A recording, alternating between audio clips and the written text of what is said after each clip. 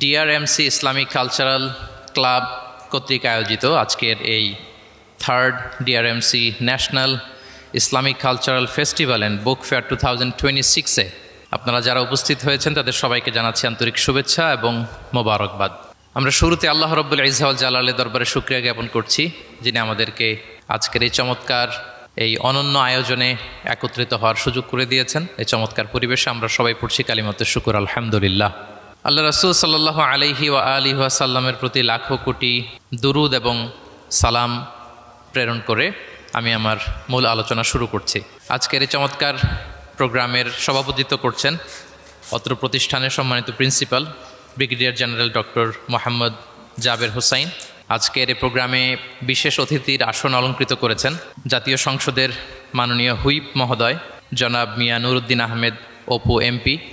আমাকে সুনির্ধারিত একটা টপিকে কিছু আলোকপাত করতে বলা হয়েছে। টপিকটা হচ্ছে দ্য এক্সাম্পলারি প্রফিটিক বিহেভিয়ার, অর্থাৎ আল্লাহ রাসূল সাল্লাল্লাহু আলাইহি ওয়া আলিহি ওয়াসাল্লামের অনুপম চরিত্র। ওনার আচরণ কেমন ছিল, আল্লাহ রাসূল সাল্লাল্লাহু আলাইহি সাল্লামের বিহেভিয়ার কেমন ছিল, উনি মানুষের সাথে কেমন করে মিশতেন, কিভাবে ইন্টারেক্ট করতেন, ডিলিং করতেন, এবং সেখান থেকে আমাদের প্রাত্যহিক জীবনে আমাদের ডে টু ডে লাইফে আমরা আসলে কী শিখতে পারি সেই বিষয়টা নিয়ে আমরা কিছু আলোকপাত করবো ইনশাআল্লাহ বিইذনিল্লাহ। আম্মাজান আয়েশা রাদিয়াল্লাহু তাআলা আনহাকে যখন জিজ্ঞেস করা হতো যে কাইফা কানা খুলুকু রাসূলিল্লাহ, হে আম্মাজান আমাদের প্রিয় নবীজির আচরণ কেমন ছিল, তিনি বলতেন কানা খুলুকুহু আল কোরআন। রাসূল সাল্লাল্লাহু আলাইহি ওয়াসাল্লামের আচরণ ছিল কোরআনের আচরণ, মানে পুরো কোরআনে থিওরিটিক্যালি যা বলা আছে আমাদের প্রিয় নবীজির জীবনে প্র্যাকটিক্যালি সেটা করে দেখানো আছে। তিনি যখন মদিনার রাস্তা দিয়ে হেঁটে যেতেন, as if a living Quran is walking on the street, মনে হতো একটা জীবন্ত কোরআন মদিনার রাস্তা দিয়ে হেঁটে হেঁটে যাচ্ছে। কানা খুলুকুহু আল কোরআন। তো উনি কীভাবে মানুষের সাথে আচরণ করতেন? উনি কি হুট করে রেগে যেতেন আমাদের মতো? কর্কশভাষী ছিলেন? বাজে আচরণ করতেন কারোর সাথে? ওনার ব্যবহার দিয়ে, বিহেভিয়ার দিয়ে কখনো কারো মনে কষ্ট দিয়েছেন এমনটি কি আমরা কখনো কেউ শুনেছি? না, নেভার এভার। আল্লাহ তাআলাও কিন্তু কর্কশ ভাষীকে, অশ্লীল ভাষীকে, কঠোর ভাষীকে তিনি পছন্দ করেন না। এবং মুমিন মাত্রই সে ভদ্র হবে, নম্র হবে, সুভাষী হবে। এবং এই সুন্দর আচরণ বা কোমল আচরণকে আল্লাহ রাসূল সাল্লাল্লাহু আলাইহি ওয়াসাল্লাম সব কাজের অলংকার বলেছেন। যেই ব্যক্তি থেকে কোমলতাকে সরিয়ে নেওয়া হয়েছে তার থেকে সব ধরনের খায়েরকে সরিয়ে নেওয়া হয়েছে। যার মধ্যে কোমলতা নেই, মানে সুন্দর আচরণ নেই, তার মধ্যে কোনো খায়ের নেই, তার মধ্যে কোনো কল্যাণ নেই। আমরা যদি আল্লাহ রাসূল সাল্লাল্লাহু আলাইহি ওয়া আলিহি ওয়াসাল্লামের পুরো বায়োগ্রাফিটা একটু স্ক্যান করি, সংক্ষেপে দেখার চেষ্টা করি, তাহলে দেখব যে তিনি বড় ছোট, নারী পুরুষ, শত্রু বন্ধু নির্বিশেষে সবার সাথে খুব অমায়িক আচরণ করতেন, চমৎকার আচরণ করতেন। এবং রাসূল সাল্লাল্লাহু আলাইহি ওয়াসাল্লামের এই চমৎকার আচরণে মুগ্ধ হয়ে অনেক ঘোরতর শত্রু তার বন্ধুতে পরিণত হয়েছিল। সুবহানাল্লাহি বিহামদি। এবং এত ভালো আচরণের অধিকারী ব্যক্তিত্ব হয়েও তিনি আল্লাহর কাছে দোয়া করতেন যে আল্লাহ, আপনি আমার দেহটাকে, আমার দেহ সৌষ্ঠব, আমার দৈহিক অবয়ব যেরকম সুন্দর করেছেন, আমার চরিত্রটাকে, আমার আচরণটাকেও আল্লাহ আপনি সুন্দর করে দিন। এত সুন্দর আচরণের অধিকারী হওয়ার পরেও তিনি বলতেন আল্লাহুম্মা হাসসানতা খালকি ফাহাসসিন খুলুকি, মানে হে আল্লাহ, আপনি আমাকে দেখতে যেরকম সুন্দর বানিয়েছেন। আল্লাহ রাসূল সাল্লাল্লাহু আলাইহি ওয়াসাল্লামের চেয়েও দেখতে সুন্দর কোনো মহাপুরুষ কি পৃথিবীতে এসেছিল? এত সুন্দর মানুষ হওয়া সত্ত্বেও তিনি আল্লাহর কাছে দোয়া করতেন, আল্লাহ আমি দেখতে যেমন সুন্দর, আমার আচরণটাও যেন তেমন সুন্দর হয়। আপনারা আয়নার সামনে দাঁড়ালে এই দোয়াটা পড়েন? আয়নার সামনে দাঁড়িয়ে এই দোয়াটা পড়তে হয় যে আল্লাহুম্মা হাসসানতা খালকি ফাহাসসিন খুলুকি, আল্লাহ আমাকে দেখতে যেরকম সুন্দর বানিয়েছেন, আমার আচরণটাও আপনি সুন্দর করে দিন। এবং আল্লাহ রাসূল সাল্লাল্লাহু আলাইহি সাল্লাম তিনি ইরশাদ করেছেন, দুটি জিনিস মানুষকে সবচাইতে বেশি আল্লাহর জান্নাতে প্রবেশ করাবে। একটি হচ্ছে তাকওয়াল্লাহ, আল্লাহর ভয়, আর একটি হচ্ছে হুসনুল খুলুক, সুন্দর আচরণ। রিপিট, আমি আবারও বলছি, দুটি জিনিস মানুষকে সবচাইতে বেশি আল্লাহর জান্নাতে প্রবেশ করায়। একটি হচ্ছে আল্লাহর ভয়, তাকওয়াল্লাহ, আরেকটি হচ্ছে সুন্দর আচরণ, হুসনুল খুলুক। এখানে বলা হয়নি যে নামাজ মানুষকে বেশি জান্নাতে প্রবেশ করাবে, রোজা প্রবেশ করাবে, যাকাত করাবে, হজ করাবে, এমন কিছু বলা হয়েছে না। বরং সুন্দর আচরণ মানুষকে বেশি জান্নাতে প্রবেশ করায়। আমরা অনেক সময় ইসলামের এই অ্যাসেন্সটা ধরতে পারি না। দেখবেন যে খুব নামাজি কিন্তু খিটখিটে মেজাজের লোক, খুব নামাজি স্ত্রীর সাথে খারাপ আচরণ করে, খুব আল্লাহওয়ালা প্রতিবেশীর সাথে ঝগড়াঝাটি, খুব নামাজি মানুষ কলিগের সাথে সম্পর্ক ভালো নাই। এরকম লোক আমাদের সমাজে আছে না নাই বলেন? তার মানে ইসলামের যে ট্রু অ্যাসেন্স এটা ধরতে পারে নাই। আশেপাশের নেইবরের সাথে, কলিগের সাথে, বন্ধুদের সাথে, সহপাঠীদের সাথে যে ভালো আচরণ করতে হয়, গুড বিহেভিয়ার করতে হয়, এবং এটাই যে আমাকে সবচেয়ে বেশি জান্নাতে প্রবেশ করানোর মাধ্যম হতে পারে, এটা আমরা ভুলে যাই। প্রিয় বন্ধুরা, আমরা যেন এই ব্যাপারটাকে ছোট মনে না করি। সবচেয়ে বেশি জান্নাতে মানুষকে প্রবেশ করায় তাকওয়াল্লাহ, হুসনুল খুলুক, আল্লাহর ভয়, আরেকটা কি? সুন্দর আচরণ। অনেক ছোট ছোট বন্ধুদেরকে আমি দেখতে পাচ্ছি অডিয়েন্সের মধ্যে। আমরা আমাদের সহপাঠীদের সাথে, বন্ধুদের সাথে ভালো আচরণ করব তো আজকে থেকে? হ্যাঁ, সাউন্ড খুব অল্প হয়েছে, আমি শুনি নাই, আরো জোরে করবো কি না? ইনশাআল্লাহ আমরা ভালো আচরণ করব, এবং আমার সহপাঠীদের সাথে, বন্ধুদের সাথে ভালো আচরণ, এটাই আমাকে জান্নাতে প্রবেশ করাবে ইনশাআল্লাহ। বলি সবাই। একটা চমৎকার হাদিস দিয়ে আমার মূল আলোচনা শুরু করি। আল্লাহ রাসূল সাল্লাল্লাহু আলাইহি ওয়া আলিহি ওয়াসাল্লাম তিনি বলেন, আনা যাঈমুন বিবাইতিন ফি রাবাদিল জান্নাতি লিমান তারাকাল মিরাআ ওয়া ইন কানা মুহিক্কান। প্রিয় নবীজি বলেন যে আমি ওই ব্যক্তিকে জান্নাতের আঙ্গিনায় একটা ঘরের সুসংবাদ দেই যে তর্ক করার সময় নিজের সঠিক, সে হকের উপর আছে, এটা জেনেও সে তর্ক করে না। তর্ককে, আর্গুমেন্টকে, ডিবেটকে স্যাক্রিফাইস করে, যে না আমি ঝগড়ায় যাব না, যদিও সেই সঠিক। এরকম স্যাক্রিফাইস যে করে জান্নাতের আঙ্গিনায়, তাকে আমি একটা ঘরের সুসংবাদ দেই। এরপর প্রিয় নবীজি বলছেন, অবি বাইতিন ফি ওয়াসাতিল জান্নাতি লিমান তারাকাল কাযিবা ওয়া ইন কানা মাজিহান। আর আমি ওই ব্যক্তিকে জান্নাতের মাঝামাঝি স্তরে একটা ঘরের সুসংবাদ দিচ্ছি, যে ব্যক্তি কৌতুক করেও মিথ্যা বলে না। He was kidding, he was joking, but he never tells a lie. মজা করতেছে, জোক করতেছে, কিন্তু জোকের মধ্যেও সে কি করে না? মিথ্যা বলে না। তাকে জান্নাতের মাঝামাঝি স্তরে আমি একটা ঘরের গ্যারান্টি দিচ্ছি। এরপর আল্লাহ রাসূল সাল্লাল্লাহু আলাইহি ওয়াসাল্লাম বলতেছেন, ওবি বাইতিন ফি আ'লাল জান্নাতি লিমান হাসানা খুলুকা। আর আমি অ্যাট দ্য ভেরি হাই, মানে পিক অফ দ্য প্যারাডাইস, জান্নাতের একেবারে সর্বোচ্চ স্তরে একটা বাসভবনের গ্যারান্টি ওই ব্যক্তিকে দেই যে অন্যের সাথে ভালো আচরণ করে। মানে হাসানা খুলুকা, যে তার চরিত্রটাকে সুন্দর করেছে, যার আচরণটাকে সুন্দর করেছে, যার আচরণটা অমায়িক আচরণ, মাধুর্যপূর্ণ আচরণ, ওই ব্যক্তিকে আমি at the highest peak of paradise, জান্নাতের সর্বোচ্চ চূড়ায় একটা বাসভবনের গ্যারান্টি দিচ্ছি। আল্লাহু আকবার। তাহলে আমার আশেপাশে যারা আছে তাদের সাথে ভালো আচরণ করা, গুড বিহেভিয়ার করা, এটা ছোটোখাটো কোনো বিষয় নয়, এটা অনেক গুরুত্বপূর্ণ একটা বিষয়। কিন্তু আমরা অনেক সময় এটার গুরুত্বটা বুঝতে পারি না, এটাকে ছোট করে দেখি। তো সম্মানিত বন্ধুরা, আমরা দেখব যে আমাদের প্রিয় নবীজি অন্যের সাথে কিভাবে আচরণ করেছেন। তিনি শিশুদের সাথে কিভাবে মিশেছেন, প্রাণীর প্রতি ওনার নবীজের আচরণ কেমন ছিল, শিশুদের সাথে কেমন ছিল, নারীদের সাথে কেমন ছিল, সাহাবাদের সাথে কেমন ছিল, কর্মচারীদের সাথে আচরণ কেমন ছিল, নিজের স্ত্রীদের সাথে কেমন ছিল, প্রতিবেশীর সাথে কেমন ছিল, যুদ্ধবন্দীদের সাথে প্রিয় নবীজের আচরণ কেমন ছিল, ভিক্ষুকের সাথে আচরণ কেমন ছিল, এমনকি যুদ্ধের ময়দানে শত্রুদের সাথে প্রিয় নবীজের আচরণ কেমন ছিল। এই 10টি পয়েন্টে দ্য এক্সাম্পলারি প্রফেটিক বিহেভিয়ার এই শিরোনামে আমরা কিছু কথা আজকে শুনবার চেষ্টা করব। আমি কোন টপিকটা ধরে ধরে আগাচ্ছি আলোচনার এই জায়গায় এসে, এটা তো সবার কাছে ক্লিয়ার না? ক্লিয়ার সবার কাছে? ওকে, লেটস মুভ অন, আমরা আগাই। আমরা শুরুতে একটু দেখার চেষ্টা করি যে পশু, পাখি, প্রাণী, এই প্রাণী জগতের প্রতি প্রিয় নবীজির আচরণ কেমন ছিল। প্রিয় নবী যে প্রাণীদের প্রতি খুব দয়াদ্র ছিলেন, তার বায়োগ্রাফিতে, জীবনীতে এরকম অসংখ্য নজির পাওয়া যায়। কারণ আল্লাহ তাআলা তাকে রাহমাতাল লিল আলামিন, ওমা আরসালনাকা ইল্লা রাহমাতাল লিল আলামিন, I've sent you as a mercy for the entire universe। আল্লাহ বলছেন, আমি গোটা বিশ্বের জন্য, সবার জন্য আপনাকে ব্লেসিংস অ্যান্ড মার্সি করে প্রেরণ করেছি। হি ওয়াজ এ মার্সি ফর অল, সবার জন্য তিনি রহমত হয়ে এসেছিলেন।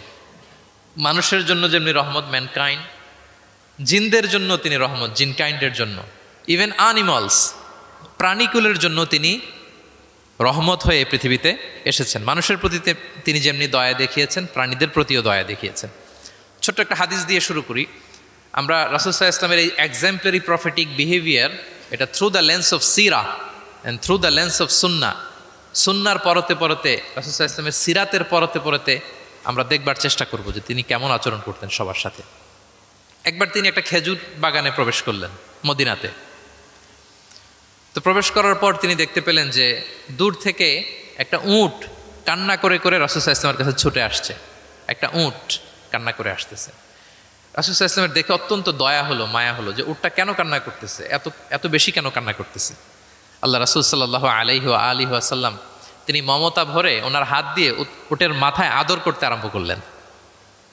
প্রিয় নবীজির এই মমতা মাখা হাত বুলানো পেয়ে উটের কান্না বন্ধ হলো, এবং রাসূল সাল্লাল্লাহু আলাইহি ওয়াসাল্লামের কানে কি যেন বলল উট, এটা অন্যরা বুঝতে পারছে না।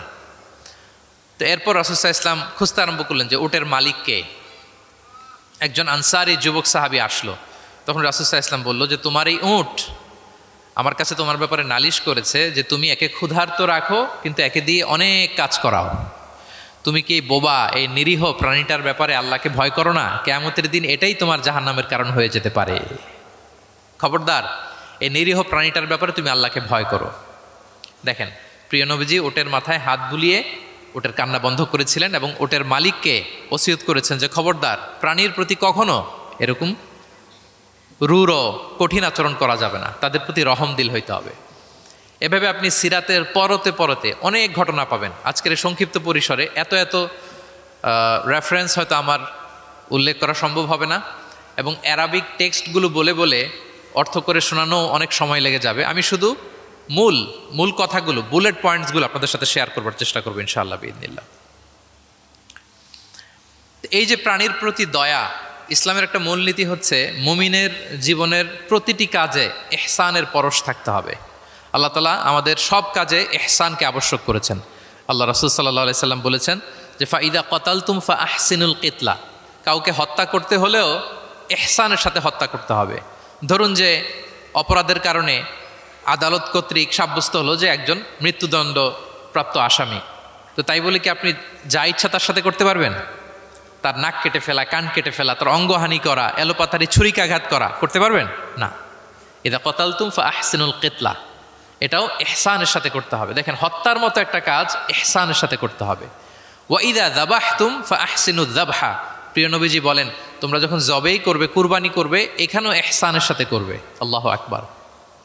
করতেছি জবাই, করতেছি কি বলেন সবাই আমার সাথে, করতেছি কি জবাই। তার মানে প্রাণীটাকে তো মেরেই ফেলতেছি, কিন্তু প্রিয় নবীজি বলেন এই জবাই করার ক্ষেত্রেও ইহসান করতে হবে। এত সুন্দরভাবে দ্রুত তার গলায় ছুরি লাগাতে হবে যাতে কয়েক সেকেন্ডের মধ্যেই জবাইয়ের কাজটা হয়ে যায়। আপনি ইচ্ছে মতো এলোপাথারি তাকে ছুরি দিয়ে কষ্ট দিতে পারবেন না। মুমিনের প্রতিটি কাজে যেন ইহসানের পরশ থাকে। একবার আল্লাহ রাসূল সাল্লাল্লাহু আলাইহি সাল্লাম এক সাহাবীর পাশ দিয়ে যাচ্ছেন। ওই সাহাবী একটা ভেড়াকে জবাই করার জন্য মাটিতে শুইয়ে পা দিয়ে চেপে ধরে এরপর ছুরি ধার করতেছে। ছাগলটাকে মাটিতে শুইয়ে পা দিয়ে চেপে ধরে এরপরে কি করতেছে? ছুরি ধার করতেছে। আর প্রাণীটা এই ছুরি ধার করার দৃশ্যটা দেখতেছে। আল্লাহ রাসূল সাল্লাল্লাহু আলাইহি ওয়াসাল্লাম তাকে ধমক দিলেন, শাসালেন, বললেন তুমি তো এটাকে 2 বার জবাই করে ফেললে, একটু পরে তো জবাই করবেই, এখনই তো জবাই করে ফেলতেছো, তুমি কি আগে ধার দিয়ে নিতে পারলা না?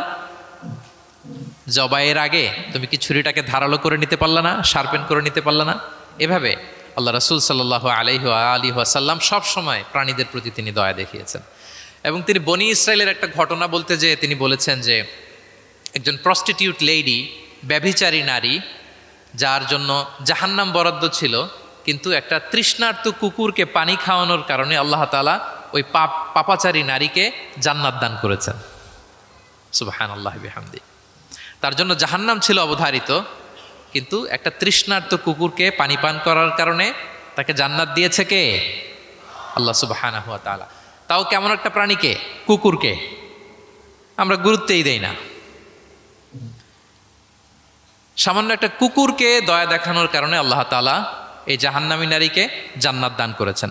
আমরা যদি খেয়াল করি যে আমরা আমাদের সমাজে কুকুর বিড়াল দেখলে কি করি বলেন তো? রাস্তাঘাটে কি করি? দেখি অডিয়েন্সের কাছ থেকে আমি একটু শুনি। কি করি আমরা? তাড়িয়ে দেয়। আর কি করি? ঢিলছুরি, আর কেউ কেউ খাবার দেয়। মাশাআল্লাহ, এই তো, এটাই তো প্রিয় নবীজির সুন্নাহ, আমরা খাবার দিব এক্স্যাক্টলি।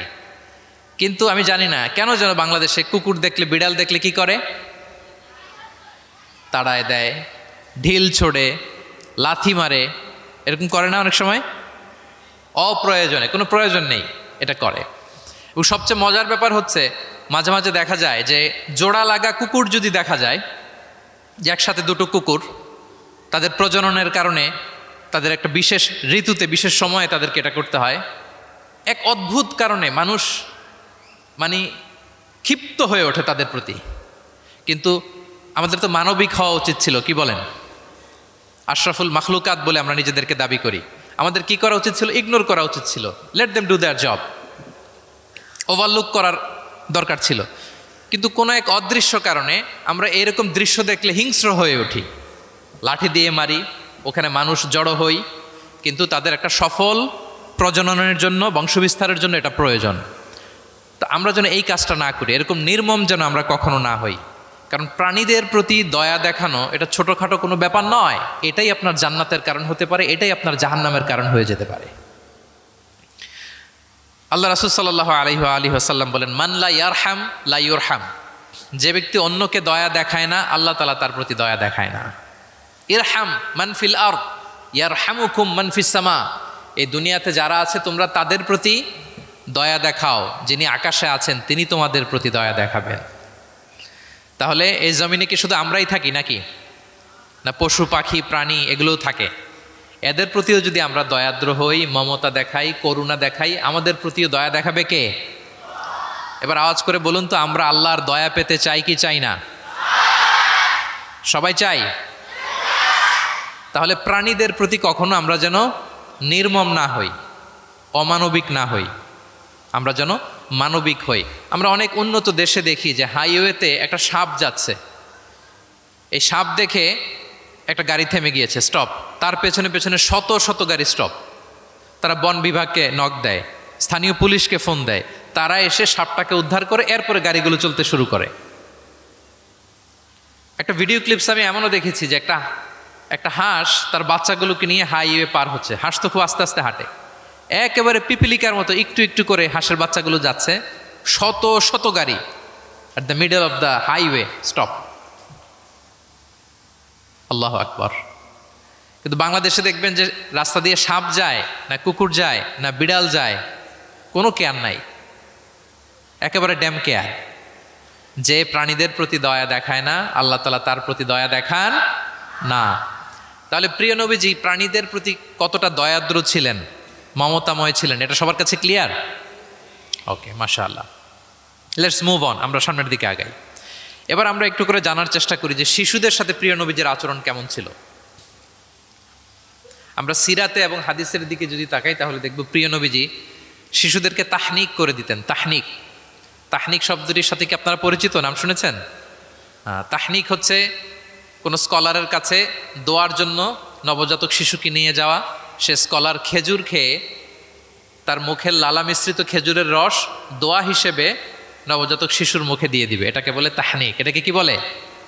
আমি করেছি অনেক জায়গায়, অনেক মা বাবা তাদের সন্তানদেরকে নিয়ে এসেছে খেজুর নিয়ে, তা আমরা বিশ্বনবীর সুন্নাহ হিসেবে এটা করে দিয়েছি। আল্লাহ রাসূল সাল্লাল্লাহু আলাইহি সাল্লামের কাছে তাহনিক করতে সাহাবারা আসতো, তিনি শিশুদেরকে পরম মমতায় তাহনিক করে দিতেন। মদিনাতে যখন সাহাবারা আসলো, তাদের কারো ঘরে কোনো সন্তান জন্মাচ্ছিল না। আল্লাহ রাসূল সাল্লাল্লাহু আলাইহি সাল্লামের শ্যালিকা আবু বকর রাদিয়াল্লাহু তাআলা আনহুর কন্যা আয়েশা রাদিয়াল্লাহু তাআলা আনহার বড় বোন আসমা বিনতে আবি বকর, তিনি প্রেগনেন্ট অবস্থায় মক্কা থেকে মদিনায় হিজরত করলেন এবং কোবাতে আসার পরপরই উনি বাচ্চা ডেলিভারি করলেন, পুত্র সন্তান। ওনার ঘর আলোকিত করে জন্ম নিল আব্দুল্লাহ ইবনে জুবাইর। মদিনায় আনন্দের হিল্লোল বয়ে গেল, কারণ ইহুদিরা বলছিল এই যে মুসলমানদের ঘরে কোনো সন্তান হয় না, সন্তান হয় না। কিন্তু যখনই আসমা বেবি ডেলিভারি করলেন, মুসলমানদের মধ্যে আনন্দের বন্যা। তো ওনার সন্তান আব্দুল্লাহ ইবনে জুবাইরকে সাথে নিয়ে কোলে করে নিয়ে তিনি প্রিয় নবীজের কাছে আসলেন। এসে বললেন, ইয়া রাসূলুল্লাহ, আপনি আমার সন্তানের জন্য দোয়া করে দিন।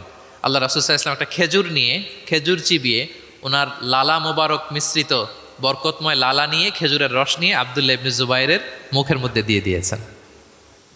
এবং এজন্য আসমা বিনতে আবু বকর সবসময় গর্ব করে বলতেন যে আমার কলিজার টুকরা সন্তান আব্দুল্লাহর পাকস্থলিতে সর্বপ্রথম পৌঁছেছে প্রিয় নবীর লালা মিশ্রিত খেজুরের রস। সুবহানাল্লাহ বিহামদি। আল্লাহ রাসূল সাল্লাল্লাহু আলাইহি ওয়াসাল্লাম এরকম তাহনিক করতেন।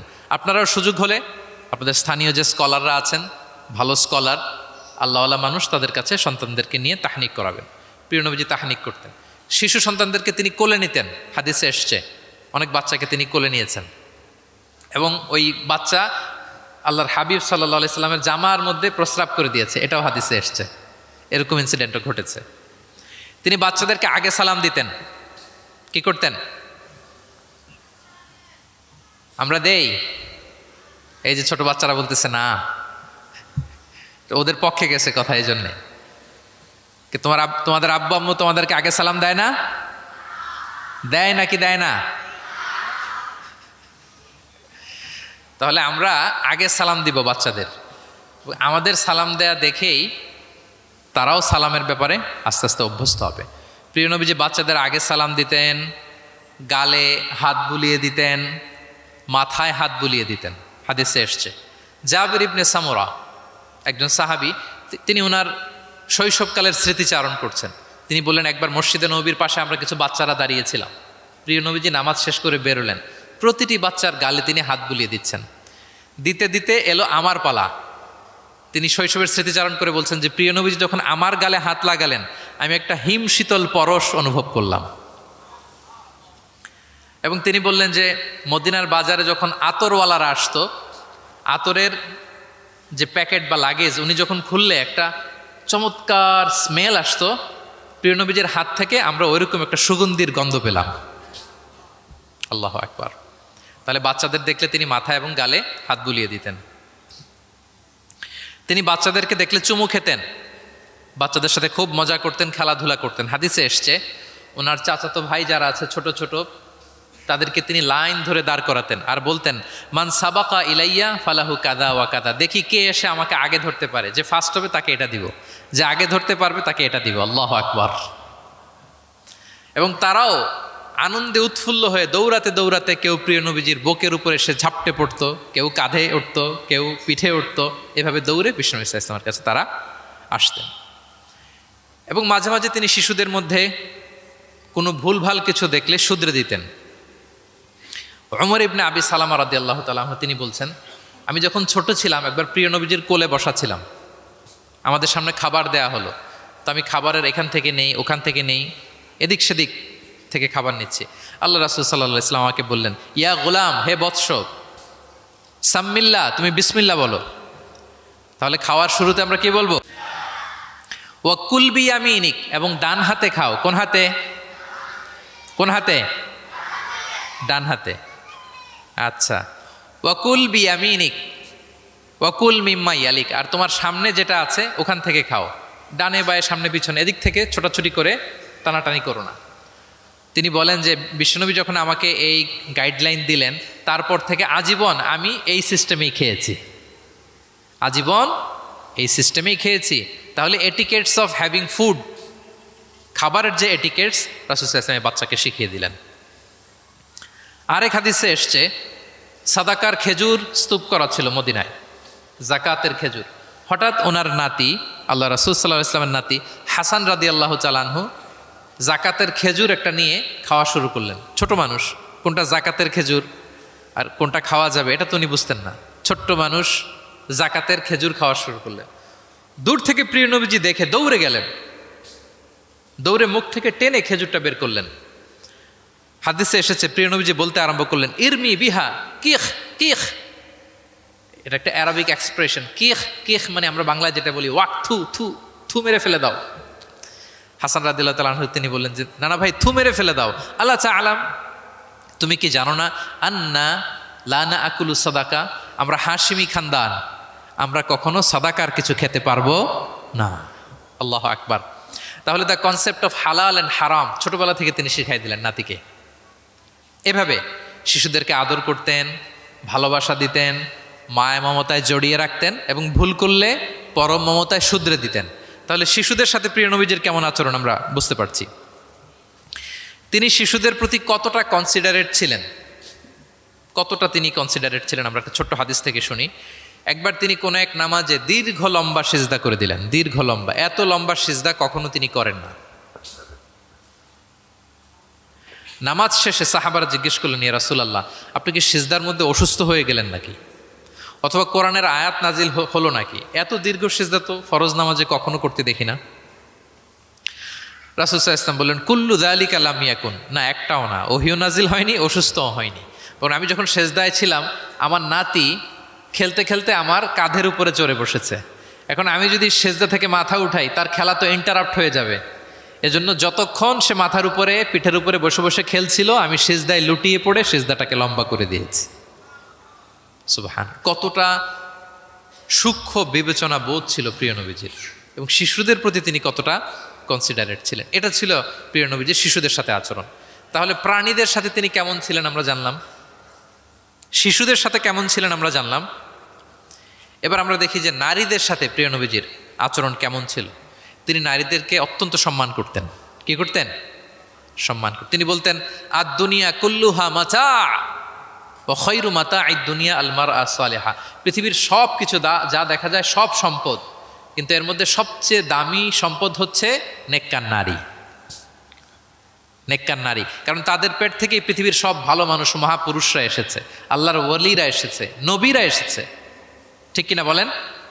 নবীরা কাদের পেট থেকে এসেছে বলেন? নবীরা মায়েদের পেট থেকে এসেছে না?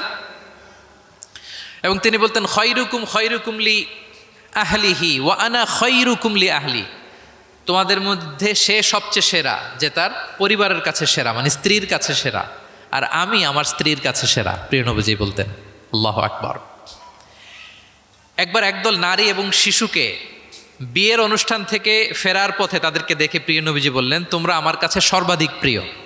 নারীদেরকে তিনি অত্যন্ত পছন্দ করতেন এবং সম্মান করতেন, এবং নারীদের সাথে ভালো আচরণ করার ব্যাপারে তিনি আমাদেরকে আদেশ করেছেন। তিনি বলেছেন, ফাস্তাউসু বিন্নিসাই খায়রা, খবরদার নারীদের সাথে রূঢ় আচরণ করো না, খারাপ আচরণ করো না, তাদের সাথে ভালো আচরণ করো।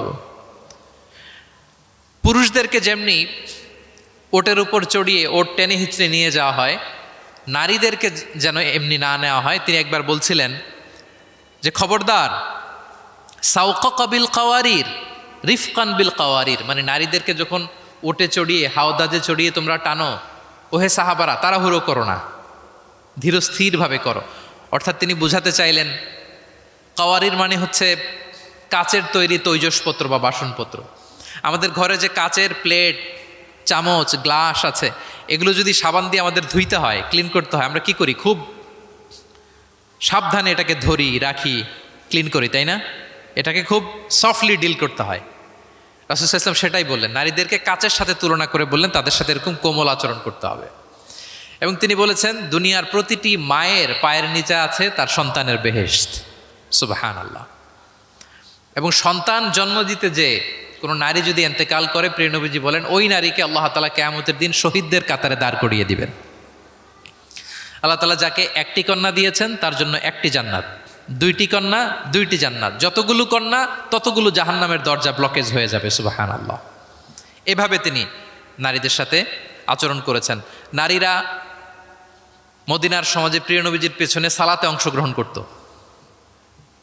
প্রিয় নবীজির পেছনেই তারা সালাতে অংশগ্রহণ করতো। এখনও আপনারা মদিনাতে বা মাক্কাতে গেলে দেখবেন যে পুরুষদের পাশাপাশি নারীরাও সেখানে সালাতে অংশগ্রহণ করে। প্রিয় নবীজিকে ডিরেক্টলি তারা প্রশ্ন করতেন, কিউএস সেশনে অংশগ্রহণ করতেন, কোয়েশ্চেনিং আনসারিং সেশন। নারীদের মধ্য থেকে দাঁড়িয়েও তারা প্রশ্ন শুরু করে দিতেন। রাসূল সাল্লাল্লাহু আলাইহি ওয়াসাল্লামের সাথে সফরে অংশগ্রহণ করতেন। এভাবে প্রিয় নবীজি নারীদেরকে একটা মর্যাদার আসনে রেখেছেন, তাদের সাথে এইভাবে তিনি ডিল করতেন। এবার আমরা একটু জানার চেষ্টা করি যে সাহাবাদের সাথে প্রিয় নবীজির আচরণ কেমন ছিল, মানে যারা ছিল প্রিয় নবীজির সাথী তাদের সাথে আচরণ কেমন ছিল। আমরা জানি যে সাহাবারা হচ্ছে প্রিয় নবীজির হাতে গড়া ছাত্র, হাতে গড়া টিম। নবীজির সুখে দুঃখে সবসময় তারা থাকতো এবং প্রিয় নবীজিকে আগলে রাখতো। প্রিয় নবীজির অ্যাকম্পেনি তারা কখনো মিস করতে চাইতো না। এমনকি কখনো কখনো কোনো সাহাবার ক্ষুধা লাগলে তারা প্রিয় নবীজির কাছে এসে বসে থাকতো। তারা বলতো যে প্রিয় নবীজির চেহারার দিকে তাকিয়ে থাকলে আমাদের ক্ষুধা মিটে যেত। আল্লাহু আকবার। নবীজির নুরানি চেহারার দিকে তাকিয়ে থাকলে কি হতো? পেটের ক্ষুধা চলে যেত। যে আয়াত দিয়ে আমি শুরু করেছিলাম, ফাবিমা রাহমাতিম মিনাল্লাহি লিনতা লাহুম ওয়ালাউ কুনতা ফাযযান গালিযাল কলবি লানফাদ্দু মিন হাওলিক। নবী হে, আল্লাহর রহমতে আপনি কোমল হৃদয়ের অধিকারী হয়েছেন, এজন্য সবাই আপনাকে ঘিরে থাকতে চায়, আপনার পাশে থাকতে চায়। আপনি যদি কর্কশ ভাষী হতেন, কঠোর আচরণের অধিকারী হতেন, তাহলে এখন যেমনি আপনার সাহাবারা আপনাকে ঘিরে রাখে, সব সময় আপনার পাশে থাকতে চায়, তারা এমনটি আপনাকে ঘিরে রাখতো না। এবং আল্লাহ রাসূল সাল্লাল্লাহু আলাইহি ওয়াসাল্লামের চেহারায় সবসময় একটা স্মাইলিং ফেস থাকতো, অলওয়েজ স্মাইল। তিনি বলতেন, তাবাসসুমুকা ফি ওয়াজহি আখিকা সাদাকা, your smile to your brother it's a charity. তুমি তোমার ভাইয়ের দিকে তাকিয়ে যে মুচকি হাসি দাও, এতেও আল্লাহ তাআলা তোমার আমল নামায় সাদাকা দেওয়ার সওয়াব দিয়ে দেয়। আপনারা মুচকি হাসেন তো? কি মুচকি হাসেন? হ্যাঁ, মুচকি হাসবেন। মুচকি হাসতে পয়সা লাগে না, লাগে? মুচকি হাসবেন। মুচকি হাসলে এটা সাদাকা দেওয়ার সমান সওয়াব। অলওয়েজ একটা স্মাইলি ফেসে থাকতেন প্রিয় নবীজি। ওনার চেহারা দেখলেই মানুষের মন ভালো হয়ে যেত। আল্লাহু আকবার। সাহাবাদের সাথে ওনার আচরণ কেমন ছিল, ডিলিংস কেমন ছিল? এক নম্বরে তিনি খুব কোমল আচরণ করতেন সাহাবাদের সাথে। কেউ যখন প্রিয় নবীজির সাথে কথা বলতো, ওই লোক কথা বলার সময় চোখ না ফেরালে প্রিয় নবীজি কখনো তার থেকে চেহারা ফেরাতেন না। মুসাফা করার সময় যিনি প্রিয় নবীজির সাথে মুসাফা করেছেন, ওই লোক হাত টেনে না নিলে প্রিয় নবীজি কখনো হাত টেনে নিতেন না। সুবহানাল্লাহ, হোয়াট এ হাম্বল পার্সোনালিটি। তিনি সাহাবাদের প্রতি এতটাই কোমল ছিলেন, একটা ছোট্ট হাদিস থেকে আমরা একটু বোঝার চেষ্টা করি। তিনি সাহাবাদের নিয়ে বসা ছিলেন, এক বেদুইন এসে মসজিদে নববীতে 2 রাকাত নামাজ পড়ল। 2 রাকাত নামাজ পড়েই বিষ্ণু ইসা ইসলামের কাছেও আসে না, সালামও দেয় না, কারণ বেদুইন তো, সভ্যতার কোনো অ্যাটিকেটস, কোনো ছোঁয়া তার মধ্যে লাগেনি। সে নামাজ পড়ে আল্লাহর কাছে দোয়া করতেছে, এবং দোয়া কিরকম দেখেন, সে দোয়ায় বলতেছে, আল্লাহুম্মা আরহামনি ওয়া মুহাম্মাদা ওয়ালা তারহাম মা'আনা আহাদা, মানে আল্লাহ তুমি আমারে রহম করো আর মুহাম্মদ সাল্লাল্লাহু আলাইহি ওয়াসাল্লামকে রহম করো, আমাদের দুজনের সাথে আর কাউরে রহম করো না তুমি। বেদুইন, তার মধ্যে এটিকেটস অফ দোয়া, দোয়ার যে একটা আদব আছে এটা তার জানা নাই। সে বলে, আল্লাহ আমাকে মাফ করো, মুহাম্মদ সাল্লাল্লাহু আলাইহি ওয়াসাল্লামকে মাফ করো, আর কাউকে না। তো দূর থেকে রাসূল সাল্লাল্লাহু আলাইহি ওয়াসাল্লাম দেখে হেসে বললেন, হায় রে, একটা প্রশস্ত ব্যাপারকে সে সংকীর্ণ বানায় ফেললো। কারণ আল্লাহর দরবারে কি রহমের কোনো কমতি আছে? সবাই বলুন তো আওয়াজ করে, আল্লাহর দরবারে রহমতের কোনো কমতি ঘাটতি আছে? কোনো কমতি নাই, কোনো ঘাটতি নাই। তো সে তো দোয়াতে আমাদের সবাইকে ইনক্লুড করলেও পারতো। যাই হোক, নামাজ পড়ে দোয়া করে এবার মসজিদে নববীর মাঝখানে পেশাব করতে আরম্ভ করলো। কোথায়? মসজিদের মাঝখানে। সাহাবার তো রেগে মেগে আগুন, তাকে ধরতে যাবে, মারতে যাবে। রাসূল সাল্লাল্লাহু আলাইহি ওয়াসাল্লাম বললেন, দাউ, রাখো, বোঝা না লোকটা, করতে দাও। করে ফেললো। এবার প্রিয় নবীজি বললেন, হারিকো আলা বাউলিহি সাজলান মিন মা। মসজিদে, তখনকার মসজিদে নববী তো বালুর ফ্লোর ছিল, জানেন আপনারা? আমাদের এখনকার মসজিদ তো এই যেরকম পাকা টাইলস করা, কার্পেটিং, আরো কত কি, কিন্তু তখনকার মসজিদে নববী ছিল কিসের? ফ্লোরটা বালুর। তো রাসূল সাল্লাল্লাহু আলাইহি ওয়াসাল্লাম বললেন যে, বালুর মধ্যে যেহেতু পেশাব করে দিছে, 1 বালতি পানি ঢেলে দাও। 1 বালতি পানি ঢেলে দেওয়া হলো। আর সাহাবাদেরকে তিনি শান্ত হতে বললেন যে, থামো, তার প্রতি আগ্রাসী হয়েও না, কারণ ফাইন্নামা বুইসতুম মুয়াসসিরিন, তোমরা সহজপন্থী হয়ে প্রেরিত হয়েছো। ওয়ালাম তুবআসু মুআসসিরিন, তোমরা কট্টরপন্থী হয়ে প্রেরিত হও নাই। আল্লাহু আকবার। তিনি বুঝালেন যে এই উম্মাত হবে সহজপন্থী, কট্টরপন্থী নয়। যে কোনো জিনিসকে খুব সিম্পলি ডিল করতে হবে।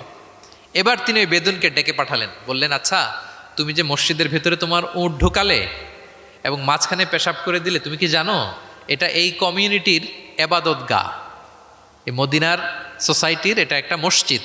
আমরা এখানে নামাজ পড়ি, আল্লাহর জিকির করি, এখানে কোরআন তেলাওয়াত করি, এই জায়গায় বসে তোমার পেশাব করা কি ঠিক হলো? প্রিয় নবীজি যখন ভালোবেসে তাকে কাছে ডেকে বুঝালেন, সে মাথা নিচু করে এবার কাচুমাচু করতে আরম্ভ করলো। সে লজ্জিত হয়ে প্রিয় নবীজির কাছে ক্ষমা চাইল। সুবহানাল্লাহ বিহামদি। তাহলে তিনি সাহাবাদের প্রতি কতটা কোমল আচরণের অধিকারী ছিলেন, এই হাদিস থেকে আমরা বুঝতে পারলাম। তিনি সাহাবাদের জন্য দোয়া করতেন, প্রাণ ভরে দোয়া করতেন। একবার তিনি ওয়াশরুম সেরে, রাসূল সাল্লাল্লাহু আলাইহি ওয়াসাল্লাম তো সব সময় অজু অবস্থায় থাকতেন, শুধু ওয়াশরুম সেরে আবার অজু করা পর্যন্ত যে টাইমটা, এতটুকু ছাড়া। ওয়াশরুম সেরে আসলেন, এসেই দেখেন একটা পাত্রের মধ্যে কে যেন অজুর পানি রেখে দিছি, খুশি হয়ে গেলেন তিনি।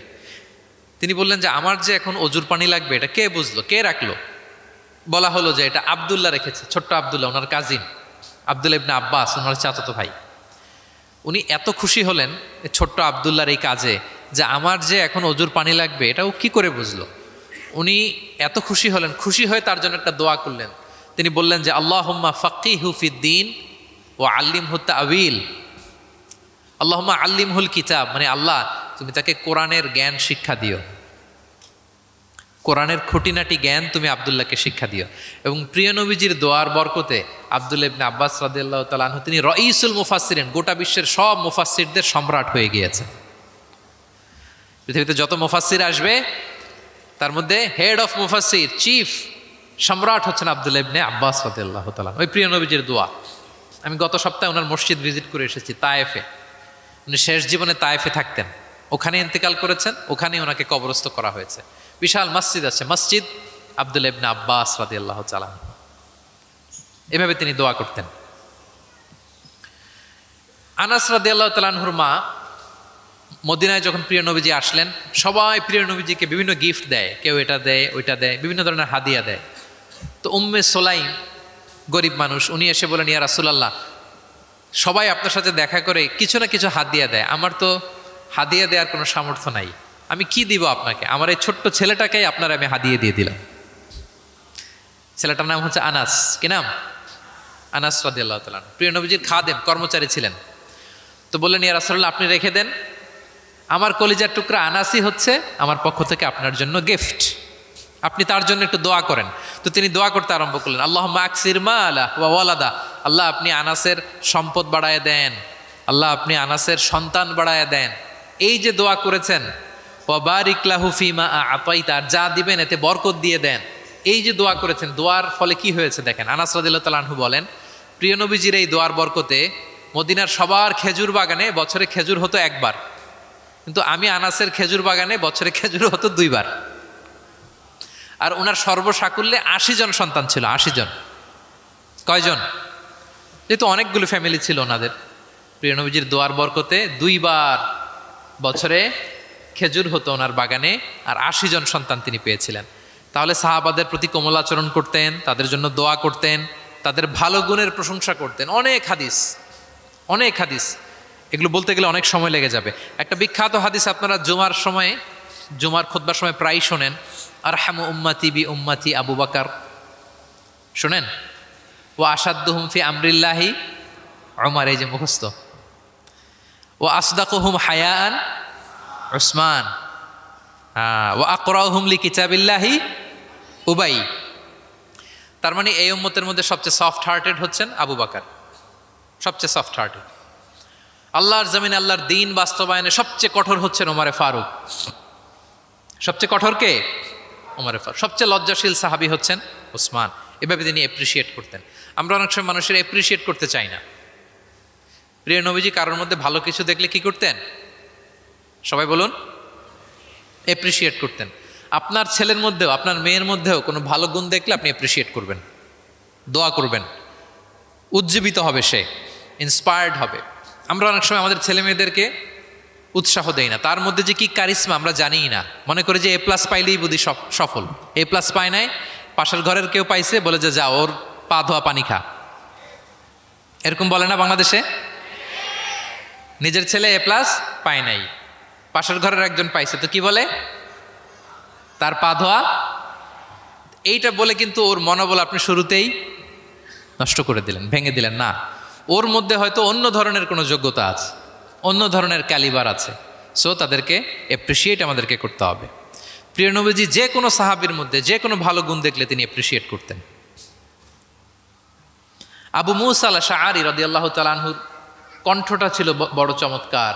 তিনি একবার বললেন, ইয়া আবা মুসা লাকাদ উতিতা মিজমার মিন মাজামিরি আলি দাউদ, দাউদ নবীর গলায় আল্লাহ যে সুরের ঝংকার দিয়েছে, এই উম্মতের মধ্যে আল্লাহ তোমার গলায় সেই সুরের লহরী ঢেলে দিয়েছে।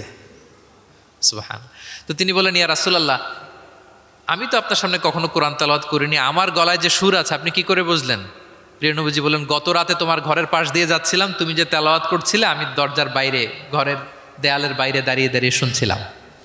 আবু মুসা বলে, ইয়া রাসূলুল্লাহ, আপনি শুনছিলেন, এটা যদি আমি টের পেতাম আমি ফজর পর্যন্ত শুধু তেলাওয়াত করতেই থাকতাম। সুবহানাল্লাহ পড়বেন না? তাহলে আমরা যেন এপ্রিসিয়েট করি, প্রিয় নবীজি এপ্রিসিয়েট করতেন, সাহাবাদেরকে যথাযথ তারবিয়া দিতেন, তাদের সাথে মাঝে মাঝে রসিকতা করতেন, খোশ গল্প করতেন, সাহাবীদের সাথে একসাথে মিলেমিশে কাজ করতেন। মসজিদ নির্মাণের ঘটনা আমরা জানি, কোবা মসজিদ, মসজিদে নববী। এমন না যে চেয়ারে বসে থেকে এই তোমরা মসজিদ বানাও, না। একজন ট্রু লিডারের বৈশিষ্ট্য হচ্ছে উনি সামনে এগিয়ে যাবেন, ওনাকে দেখে দেখে ফলোয়াররা ফলো করবে, ঠিক কি না? প্রিয় নবীজি নিজে মাটি বহন করেছেন, পাথর বহন করেছেন, নিজে খন্দকের পরীক্ষা খনন করেছেন, পেটে পাথর বেঁধেছেন। এটা ছিল সাহাবাদের সাথে প্রিয় নবীজির ইন্টারাকশন, ডিলিংস, মেলামেশা। এবার আমরা একটু দেখি যে প্রিয় নবীর যারা খাদেম ছিলেন, কর্মচারী ছিল, তাদের সাথে কেমন আচরণ ছিল। আমরা তো আমাদের বাসায় পান থেকে চুন খসলেই হাত তুলে ফেলি কাজের লোকদের গায়ে, এরকম দেখি না আমরা? দেখেছেন পত্রপত্রিকায়? খুব বেশি মানুষের অধিকার নিয়ে কথা বলে, মানবাধিকার কর্মী, কিন্তু ঘরের গৃহকর্মী যারা আছে পিটিয়ে একেবারে পিঠ লাল করে ফেলছে, এরকম দেখি না আমরা? কথার কাজের কোনো মিল নাই। কিন্তু প্রিয় নবীজির বায়োগ্রাফি যদি আমরা স্ক্যান করি তাহলে দেখব আম্মাজান আয়েশা রাদিয়াল্লাহু তাআলা আনহা বলেন, তিনি কখনো তার কোনো কর্মচারীর গায়ে হাত তুলেননি। আরে হাত তোলা তো দূর কি বাত, তিনি কটু কথাও বলেন নাই, ধমকও দেন নাই। সরাসরি ওনার খাদেম আনাস রাদিয়াল্লাহু তাআলা আনহুর জবানবন্দি শুনুন। ডিরেক্ট কারো ব্যাপারে জানতে হলে আপনি তার ড্রাইভারের কাছ থেকে খোঁজ পাবেন, কর্মচারীর কাছ থেকে খোঁজ পাবেন, মানে ঘরের কাজের বুয়ার কাছ থেকে খোঁজ পাবেন, দারোয়ানের কাছ থেকে খোঁজ পাবেন। বিশ্বনবীর দারোয়ান বা কর্মচারীর কাছ থেকে শুনেন ওনার আচরণের ব্যাপারে। আনাস রাদিয়াল্লাহু তাআলা আনহু বলেন, আমি 1 বছর 2 বছর নয়, টানা 10 বছর বিশ্বনবীর খাদেম ছিলাম। কয় বছর? এই 10 বছরের এই লং পিরিয়ড অফ টাইমে কখনো তিনি আমার কোনো কাজে বিরক্ত হয়ে এই শব্দটা বলেন নাই। তিনি কখনো বলেন নাই যে আনাস এটা কেন করেছ, কখনো বলেন নাই যে আনাস এটা কেন করো নাই, করছো কেন এটাও বলে নাই, এটা করো নাই কেন এটাও বলেন নাই। আল্লাহু আকবার। একবার তিনি ওনার একটা জামা আনতে পাঠালেন আনাসকে, যে আনাস আমার এই জামাটা নিয়ে আস। ছোট্ট আনাস আনতে যেয়ে মদিনার রাস্তায় দেখে যে বাচ্চারা খেলাধুলা করে, তো জামা আনার কথা ভুলে যেয়ে সেও বাচ্চাদের সাথে খেলা দেখতে আরম্ভ করছে। এখন আল্লাহ রাসূল সাল্লাল্লাহু আলাইহি ওয়াসাল্লাম অনেকক্ষণ বসে আছেন, কি আমার জামা তো আসে না, আনাসও আসে না, ঘটনা কি? আসে না। তিনি বললেন যে যাই, কি আর করা, নিজের জামা নিজেই নিয়ে আসি। বের হলেন, বের হয়ে দেখেন মদিনার এক গলির মধ্যে মদিনার অন্যান্য বাচ্চাদের সাথে প্রিয় নবীজির আনাস সেখানে দাঁড়িয়ে আছে। তিনি চোখ বড় করলেন না, চোখ লাল করলেন না, ধমক দিলেন না, শাসালেন না, উনিও আস্তে করে আনাস রাদিয়াল্লাহু তাআলা আনহুর পিছনে যে দাঁড়িয়ে রইলেন। এখন খেলা দেখে এদিকে দেখে ওদিকে দেখে দেখতে দেখতে হঠাৎ আনাস রাদিয়াল্লাহু দেখেন যে পিছনে কে দাঁড়িয়ে আছে, স্বয়ং প্রিয় নবীজি দাঁড়িয়ে আছে। উনি ভয় পেয়ে গেলেন। আল্লাহ রাসূল সাল্লাল্লাহু আলাইহি সাল্লাম আনাস রাদিয়াল্লাহু তাআলা আনহুকে কিছুই বললেন না, ধমক দিলেন না, শাসালেন না, পিট্টি দিলেন না, জাস্ট এ স্মাইল, শুধু একটা মুচকি হাসি দিলেন। কি দিলেন? আনাস রাদিয়াল্লাহু তাআলা আনহু বলেন, সেদিনের বিশ্বনবীর সেদিনের মুচকি হাসির শাসন মৃত্যুর আগ পর্যন্ত আমাকে সোজা পথে রেখেছে। তাহলে প্রিয় বন্ধুরা, শাসন করতে জানলে বেত দিয়ে শাসন করতে হয় না, গায়ে হাত তুলতে হয় না, ধমকাতে হয় না। শাসন করতে জানলে সামান্য একটা মুচকি হাসি দিয়ে শাসন করা যায়, ঠিক কিনা বলেন? কর্মচারীদের সাথে বিশ্বনবী সাল্লাল্লাহু আলাইহি ওয়াসাল্লামের আচরণ ছিল ঠিক এমন। এবার আমরা দেখি স্ত্রীদের সাথে কেমন আচরণ করতেন তিনি। স্ত্রীদেরকেও তিনি আগে সালাম দিতেন। স্ত্রীদেরকে কি করতেন? আগে সালাম দিতেন।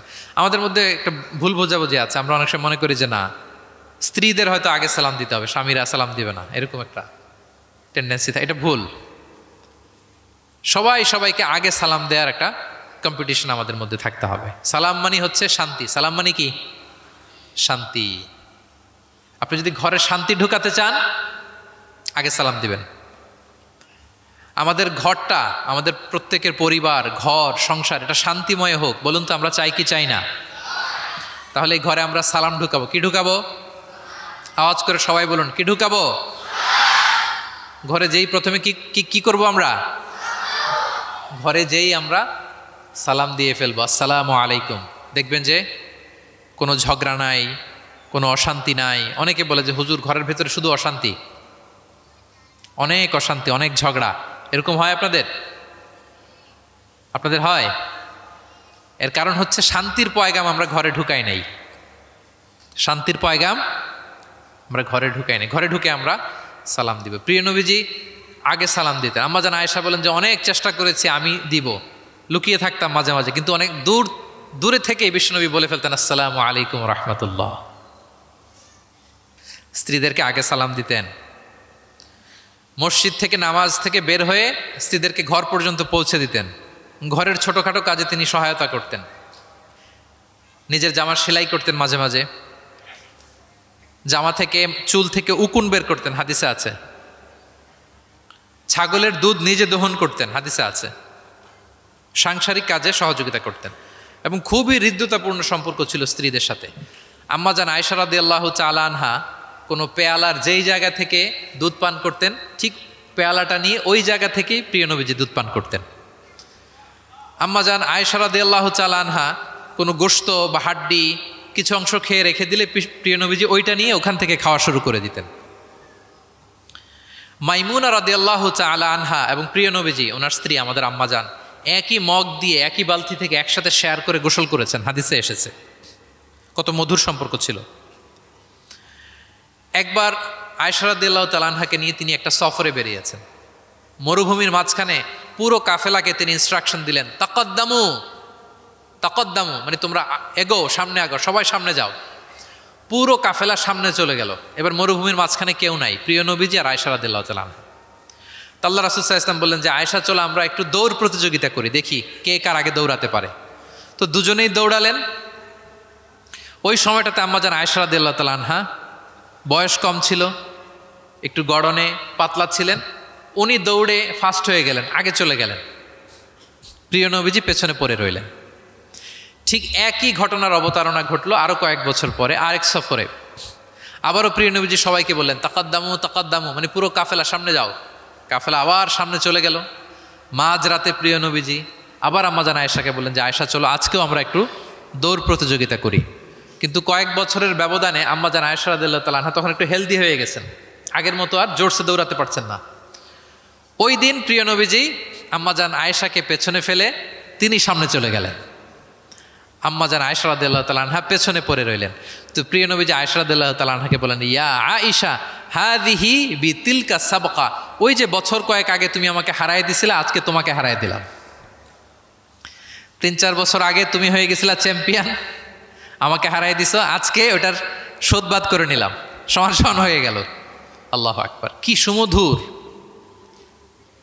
কি অমায়িক, কি জান্নাতি সম্পর্ক ছিল। তাই বলে স্বামী স্ত্রীর মাঝে যে কোনো খুনসুটি, মিষ্টি ঝগড়া, মনোমালিন্য চলতো না এমনটা না, চলতো, সবার জীবনেই থাকে এটা, প্রিয় নবীজির জীবনেও ছিল। তো তখন আল্লাহ রাসূল সাল্লাল্লাহু আলাইহি ওয়াসাল্লাম বলতেন, আয়েশা ইন্নী লা আ'লাম ইযা কুনতি আন্নী রাদিয়া ওয়া ইযা কুনতি আলাইয়া গাদবা। আয়েশা আমি কিন্তু টের পাই কখন তুমি আমার প্রতি খুশি আর কখন তুমি আমার উপর রেগে আছো, আমি কিন্তু বুঝে ফেলি। তা আম্মা জান বলেন যে আপনি কি করে বোঝেন? তা রাসূল সাল্লাল্লাহু আলাইহি ওয়াসাল্লাম বললেন, যখন তুমি আমার উপর রেগে থাকো তখন দোয়া করার সময় তুমি বলো রব্বি ইব্রাহিম, মানে হে ইব্রাহিমের রব আপনি আমাদেরকে ক্ষমা করেন, হে মুসার রব আপনি আমাদেরকে ক্ষমা করেন। আর যখন তুমি আমার উপর খুশি থাকো তখন দোয়ার সময় তুমি বলো রব্বি মোহাম্মদ, হে মোহাম্মদের রব আপনি আমাদেরকে ক্ষমা করেন, হে মোহাম্মদের রব আপনি আমাদের উপর দয়া করেন। মানে তুমি যখন রেগে থাকো তুমি ইচ্ছে করে আমার নামটা মুখে নিতে চাও না, আমি কিন্তু বুঝে ফেলি। আম্মা জান আয়েশা বলেন, ইয়া রাসূলুল্লাহ মা আহজুরু ইল্লা ইসমাক, আমি তো শুধু আপনার নামটাই বাদ দেই, মুখ থেকেই বাদ দেই, কিন্তু আমার হৃদয় থেকে তো কখনোই আপনাকে সরাতে পারি না।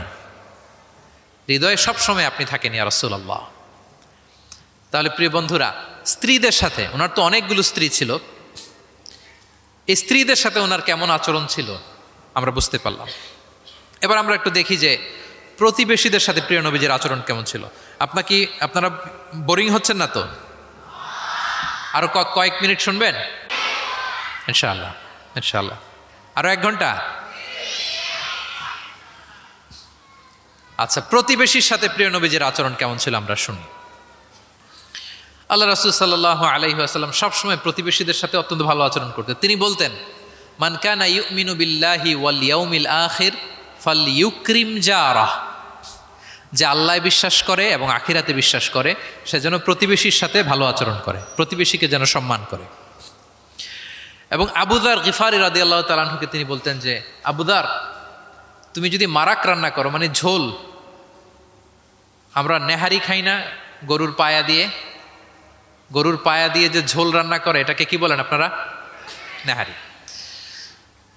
তো তিনি বললেন যে, আবু যার, যখন নেহারি রান্না করবে, ঝোল জাতীয় কিছু রান্না করবে, পানি একটু বেশি দিও, যাতে তোমার প্রতিবেশীর সাথে তুমি শেয়ার করতে পারো। প্রতিবেশীর ব্যাপারে কতটা কনসার্ন ছিলেন তিনি। এবং তিনি বলতেন, লাইসাল মুমিন আল্লাযী ইয়াশবা ওয়া জারুহু জাইউন ইলা যামবি, সে ব্যক্তি মুমিন নয় যে নিজে পেট পুরে খায় কিন্তু তার প্রতিবেশীরা অভুক্ত থাকে, না খেয়ে থাকে। সে ব্যক্তি কখনো প্রকৃত মুমিন হতে পারে না। এবং মজার ব্যাপার হচ্ছে, ভালো আচরণের জন্য, সদাচরণের জন্য প্রতিবেশী মুসলিম হওয়া আবশ্যক নয়। আই রিপিট, আমি আবারও বলছি, ব্যাপারটা এমন না যে আমার মুসলিম প্রতিবেশী ভালো আচরণ করব, আমার হয়তো বৌদ্ধ প্রতিবেশী বা হিন্দু প্রতিবেশী, এজন্য ওদের সাথে আমি ভালো আচরণ করব না। ব্যাপারটা কি এমন না। নেইবরের ক্ষেত্রে মুসলিম হোক অমুসলিম হোক, প্রতিবেশী হলেই তার সাথে আমাদের ভালো আচরণ করতে হবে। বিশ্বনবীর এক ইহুদি প্রতিবেশী ছিল, ইহুদি। তো সেই প্রতিবেশীর ছোট্ট একটা ইহুদি সন্তান ছিল, প্রায় বিশ্বনবীর কাছে এসে প্রিয় নবীজির টুকিটাকি কাজ করে দিতেন। তো হঠাৎ অনেক দিন হয়ে গেল ইহুদি ছেলেটা আসে না, তার কোনো দেখা নেই। প্রিয় নবীজি ভাবলেন হয়তো কোনো সমস্যা হয়েছে, তাকে দেখে আসে। তার বাড়িতে যেয়ে দেখলেন যে ছেলে বড্ড অসুস্থ, প্রচণ্ড অসুস্থ হয়ে কাতরাচ্ছে, বিছানায় শুয়ে আছে। রাসূল সাল্লাল্লাহু আলাইহি ওয়াসাল্লাম তার পাশে বসলেন, তার মাথায় হাত বুলিয়ে দিলেন এবং ইহুদি ছেলেটার দিকে তাকিয়ে বললেন, আসলিম, অর্থাৎ তুমি ইসলাম ধর্ম গ্রহণ করো। দেখেন প্রিয় নবীজির স্ট্র্যাটেজি দেখেন। এই ছেলের সাথে অনেক দেখা হয়েছে, প্রিয় নবীজির বাসায় এসেছে, কাজ করে দিয়েছে, কিন্তু এই ইহুদির বাচ্চাটাকে কখনো দিনের দাওয়াত তিনি দেন নাই। কেন? কারণ তিনি একটা ভালো সময়ের অপেক্ষা করতেছিলেন। তিনি দেখলেন যে this is the right time to give দাওয়া, এখনই সুন্দর সময়, কারণ সে অসুস্থ অবস্থা, একের মুমূর্ষ কাতর, এখন দাওয়াত দিলে এটা কাজে লাগবে। তিনি বললেন, আসলিম, ইসলাম ধর্ম গ্রহণ করো। তো পাশেই তার ইহুদি বাবা দাঁড়িয়েছিল। ফানাযারা ইলা ওয়াজহি আবি, এটা বলার সাথে সাথে ইহুদির ছেলেটা বাবার দিকে তাকালো যে দেখি বাবা কি বলে। তার বাবা, ইহুদি বাবা বলতে আরম্ভ করলো, আতিয়া আবুল কাসেম, মানে আবুল কাসেম যা বলে তুমি তাই শোনো। প্রিয় নবীজির প্রথম সন্তান হচ্ছে কাসিম। আমাদের দেশে হয় না যে বড় মেয়ের নাম ধরেন যে সুমাইয়া, তো বলে যায় সুমাইয়ার বাবা, সুমাইয়ার বাবা বলে না। বা ধরেন যে ছেলের নাম, বড় ছেলে আব্দুল্লাহ, বলে যায় আব্দুল্লাহর বাবা কোথায়। তো আরবেও এই প্রচলনটা ছিল। রাসূল সাল্লাল্লাহু আলাইহি ওয়াসাল্লামের প্রথম সন্তানের নাম ছিল কাসিম, তো ফলে ওনাকে ডাকা হতো কাসিমের বাবা তখন পর্যন্ত, আবুল কাসেম, আবুল কাসেম। ইহুদি বলে, ছেলেটাকে বলে, আতিয়া আবুল কাসেম, মানে আবুল কাসেম যা বলে তাই শোনো। এবার রাসূল সাল্লাল্লাহু আলাইহি ওয়াসাল্লাম দেখলেন যে এখনই তো সুযোগ। তিনি পড়তে আরম্ভ করলেন যে তুমি আমার সাথে সাথে পড়ো। এবার ছেলেটা পড়তে আরম্ভ করলো, আশহাদু আল্লা ইলাহা ইল্লাল্লাহ ওয়া আশহাদু আন্না মুহাম্মাদান আবদুহু ওয়া রাসূলুহু। রাসূল সাল্লাল্লাহু আলাইহি ওয়াসাল্লাম বের হয়ে আসলেন আর পড়তে আরম্ভ করলেন, আলহামদুলিল্লাহিল্লাযী আনকাযাহু মিনান নার, প্রশংসা সে আল্লাহর যে আল্লাহ তাআলা যে কিছুক্ষণ আগে জাহান্নামের পথযাত্রী ছিল তাকে শাহাদাতের মাধ্যমে মুহূর্তেই জান্নাতি বানিয়ে দিলেন। মুহূর্তেই এই ইহুদি ছেলেটাকে জান্নাতে বানিয়ে দিল কে? দেখেন প্রতিবেশীর সাথে প্রিয় নবীজির কেমন আচরণ, সবসময় প্রতিবেশীর খোঁজ রাখতেন। সো আমরা আমাদের আশেপাশে যারা আছে একটু যেন খোঁজ রাখি। এখন তো এই যে অ্যাপার্টমেন্ট কালচারে কে প্রতিবেশী কার দরজা খোলা, কে কোন দিকে থাকে আমরা জানিই না, কিন্তু সুযোগ হলে আমার আশেপাশে যারা আছে আমরা যেন একটু খোঁজ রাখি, সুস্থ আছে কিনা, তাদের কোনো ধরনের সমস্যা হচ্ছে কিনা, কোনোভাবে আমি তাদের কাজে লাগতে পারি কিনা, ফিনান্সিয়ালি সাপোর্ট অথবা পরামর্শ দিয়ে হলেও আমরা যেন তাদেরকে সাপোর্ট করি। তাহলে প্রতিবেশীর সাথে প্রিয় নবীজির বিহেভিয়ার কেমন ছিল আমরা জেনে গেলাম।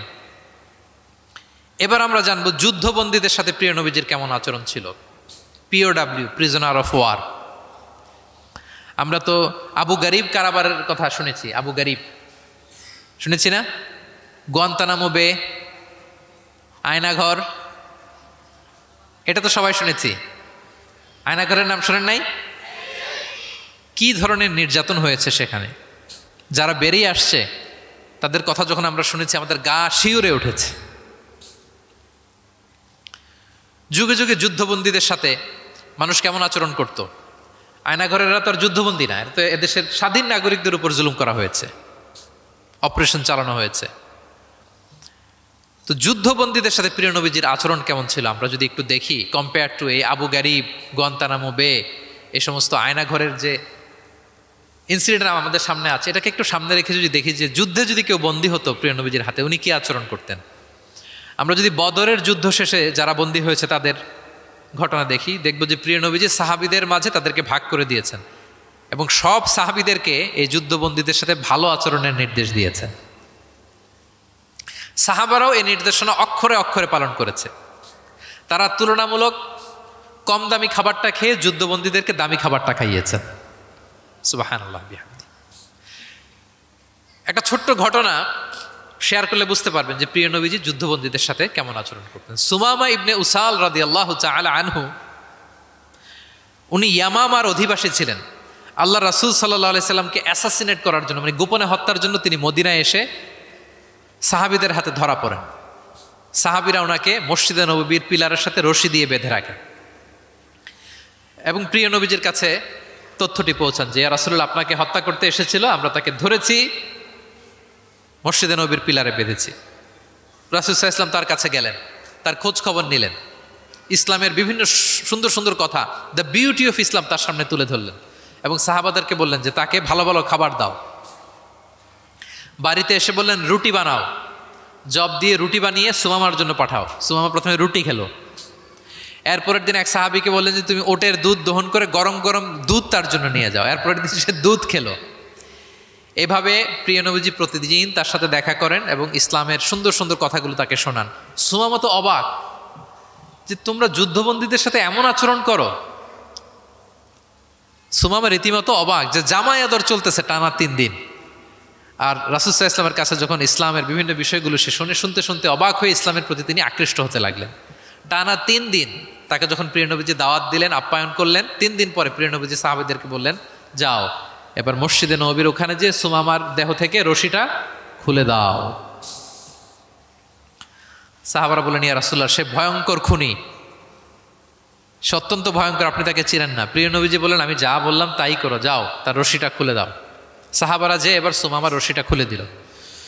সুমামা তখন মসজিদ থেকে বের হয়ে মসজিদে নববীর পাশেই একটা কুয়া ছিল, ওই কুয়ার ওখানে যে গোসল করলেন, গোসল করে অজু করে আসলেন। এসে মসজিদে নবীর সামনে দাঁড়িয়ে সাক্ষ্য দিলেন আশহাদু আল্লাহ ইলাহা ইল্লাল্লাহ ওয়া আশহাদু আন্না মুহাম্মাদান আবদুহু ওয়া রাসূলুহু। এবার তিনি বললেন হে আল্লাহর রাসূল, আমি সাক্ষ্য দিচ্ছি আল্লাহ ছাড়া কোনো ইলাহ নেই এবং আপনি আল্লাহর প্রেরিত রাসূল। তিনি বললেন হে মুহাম্মদ, এতদিন আপনার চাইতে কোনো অপ্রিয় চেহারা আমার কাছে ছিল না, সবচেয়ে অপছন্দ করতাম আপনাকে, কিন্তু এই মুহূর্তে থেকে আপনার চাইতে কোনো প্রিয় ব্যক্তিত্ব আমার জীবনে আর নাই। হে মুহাম্মদ, মদিনার চাইতে নিকৃষ্ট কোনো স্থান আমার কাছে ছিল না, কিন্তু আজ থেকে মদিনার চাইতে পবিত্র কোনো জায়গা আমার কলিজায় নাই। হে মুহাম্মদ, আজ পর্যন্ত ইসলামের চাইতে অপছন্দনীয় কোনো ধর্ম আমার কাছে ছিল না, কিন্তু এই মুহূর্ত থেকে ইসলামের চাইতে কোনো প্রিয় ধর্ম আমার কাছে নাই। আল্লাহু আকবার, আল্লাহু আকবার। যুদ্ধবন্দীদের সাথে বিষ্ণু ইসলাম কেমন আচরণ করেছেন। ঘোর শত্রু প্রিয় নবীজির ফলোয়ারে পরিণত হয়েছে, পরম বন্ধুতে পরিণত হয়েছে। সম্মানিত সুধী, এটা ছিল বিষ্ণু ইসলামের আচরণ যুদ্ধবন্দীদের সাথে। ভিক্ষুকের সাথে কেমন আচরণ করতেন একটা হাদিস বলে এগিয়ে যাই, যেহেতু আমাদের সময় নাই, 2-1 মিনিটের মধ্যে আমি শেষ করছি। প্রিয় নবীজির একটা অভ্যাস ছিল, কেউ কিছু চাইলে না করতে পারতেন না। ওনার ডিকশনারিতে না ছিল না। কি ছিল না? সবাই বলুন, কি ছিল না? কেউ এসে কোনো ফরিয়াদি চাইবে, উনি বলবেন না, এটা উনি বলতে পারতেন। একবার ওনার কাছে মাত্র একটা জামা, কয়টা জামা? মাত্র একটা জামা। এক ফরিয়াদি এসে বললেন ইয়া রাসূলুল্লাহ, আমাকে একটা জামা দেন। তো উনি তো না করতে পারেন না, ওইটাই খুলে দিয়ে দিলেন। এবার তো উনি পড়তেও পারেন না জামা, বাইরেও বেরোতে পারেন না, খালি গায়ে কি করবেন? আল্লাহ আয়াত নাজিল করলেন ওয়াল্লাযীনা ইযা আনফাকু লাম ইউসরিফু ওয়া লাম ইয়াকতুরু ওয়া কানা বাইনা যালিকা কওয়ামা। এর অর্থ হচ্ছে যারা দান করে, দান হওয়া উচিত এমন, কৃপণতাও করবে না আবার অতিমাত্রাও করবে না, মাঝামাঝি। তো বুঝাতে চাইলেন নবী, জামা যদি দুটো থাকতো তো একটা দিতেন, ছিল কয়টা? এটাই যে দিয়ে দিয়েছেন, এখন আপনি গায়ে রাখবেন কোনটা? আল্লাহু আকবার! কি রহমতের নবী, কি মায়ার নবী ছিলেন, না বলতে জানতেন না। এক নারী একটা চমৎকার চাদর বুনন করে সাজিয়ে প্রিয় নবীজির কাছে নিয়ে এসেছিলেন। তখন নবীজির জামা কাপড়ের খুব সংকট ছিল। ওই নারী এসে বলে, ইয়া রাসূলুল্লাহ, এটা উপহার হিসেবে আপনার কাছে এনেছি। প্রিয় নবীজি খুব খুশি হয়ে এটা গায়ে জড়ালেন, কারণ তখন জামা ছিল না খুব একটা। তো এই সুন্দর জামা দেখে এক সাহাবী এসে বলে, ইয়া রাসূলুল্লাহ, এই জামাটা আমাকে দেন। কি বলে? অন্য সাহাবারা রেগে গেলেন, এটা তুমি কাজটা ভালো করলে না, তুমি জানো যে নবীজির কাছে এখন জামা নাই, এটাই তুমি চাইলা। তখন প্রিয় নবীজি তো না করতে পারে না, ওই জামাটাই গা থেকে খুলে দিয়ে দিলেন। তো ওই সাহাবী বলে, তোমরা কি জানো আমি কেন চেয়েছি? কারণ এই জামাটা নবীজির গায়ে লেগেছে, আমি চাই এই জামা দিয়ে আমার কাফন দেয়া হবে। এবং ঠিকই ওই সাহাবীকে এই জামা দিয়ে কাফন দেয়া হয়েছিল। ভিক্ষুকের সাথে কেমন আচরণ! একবার তিনি চাদর পরিহিত অবস্থায় রাস্তা দিয়ে হাঁটছিলেন, এক ভিক্ষুক এসে ওনার গায়ের চাদর ধরে এমন জোরে টান মারলেন, গলিজুল হাসিয়া, ওই চাদরের এই পাশে ডিজাইন করা ছিল, প্রিয় নবীজির ঘাড়ের এদিকে চামড়ায় দাগ পড়ে গেল, তিনি ব্যথা পেলেন এবং বললেন, ইয়া মুহাম্মদ মুরলি মিন মালিল্লাহ, দাও, কোষাগারে কি আছে ওখান থেকে আমারে কিছু দাও। মানে এটিকেট জানে না, আদব নাই তার মধ্যে। আসছে ভিক্ষা করতে, আসছে কি করতে? ভিক্ষুকরা তো এমনি একটু অনুনয় বিনয় করে যে দেন, আমার কাছে কিছু নাই, দয়া করে দেন। তো সেটা না করে, অনুনয় না করে, সে আরো রাফ অ্যাটিটিউড করে এমন জোরে নবীজির চাদর ধরে টান দিলেন, ঘাড়ের এইখানে চামড়ায় দাগ পড়ে গেল এবং বললেন যে, হে মোহাম্মদ, দাও, কিছু দাও। রাসূল সাল্লাল্লাহু আলাইহি ওয়াসাল্লামের ওই যে হাতিয়ার, সবচেয়ে বড় হাতিয়ার কি ওনার? মুচকি হাসি। সবচেয়ে বড় হাতিয়ার কি? Just a smile. আবার একটা মুচকি হাসি দিলেন, দিয়ে পাশে যারা ছিল বললেন যে, যাও, বাইতুল মাল থেকে তাকে কিছু সম্পদ দিয়ে দাও। সুবহানাল্লাহ! একটা কঠিন সিচুয়েশন যখন আমরা রিয়্যাক্ট করি, রেগে যাই, ফকির এসে যদি আপনার জামা ধরে টান দেয়, ওরা কি দিবেন? কি করবেন? মাইট দিবেন? যে বলে যে মাইট দিব। প্রিয় নবীজি মুচকি হাসি দিয়ে বলেন, যাও, তাকে দিয়ে দাও। তাহলে এভাবে তিনি ওনার অনুপম বিহেভিয়ার দিয়ে, আচরণ দিয়ে মানুষের হৃদয় জয় করেছেন। প্রিয় ভাইরা, খেয়াল রাখবেন, কোমলতা দিয়ে যেটা জয় করা যায়, কঠোরতা দিয়ে সেটা পারা যায় না। আপনার সফট বিহেভিয়ার দিয়ে you can win the heart of the people, মানুষের হৃদয় আপনি জয় করে ফেলবেন, যেমনটা প্রিয় নবীজি করেছেন। সব শেষ পয়েন্ট, শত্রুর সাথে কেমন আচরণ করতেন, এটা বলেই আজকের আলোচনা শেষ। খুবই কম হাদিসে পাওয়া যায় যে তিনি বদদোয়া করেছেন, very rare. Most of the time তিনি দোয়া করেছেন হেদায়েতের। কিসের দোয়া করেছেন? হেদায়েতের দোয়া করেছেন। সাহাবারা একবার বলেন, ইয়া রাসূলুল্লাহ, দাউস গোত্র খুব গাদ্দারি করেছে, একটু বদদোয়া করেন, হাত তোলেন। রাসূল হাত তুলে বদদোয়া না করে হেদায়েতের দোয়া করে দিলেন।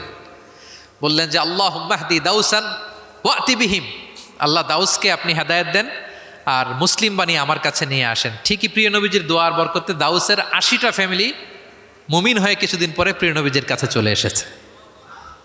আল্লাহু আকবার। সাকিব গোত্র হুনাইনের যুদ্ধে তীর মেরে মুসলমানদেরকে একেবারে শেষ করে দিচ্ছিল। সাকিফ, বনু সাকিফ।